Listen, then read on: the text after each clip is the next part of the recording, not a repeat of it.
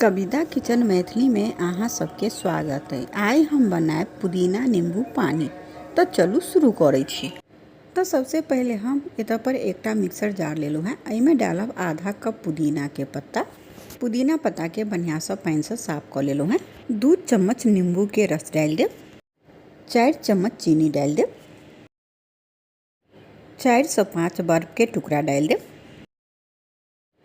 और कनी एमे पानी डाल देब। अब एकरा पीस लेब। तो देखू एकरा हम पीस लेलो हैं।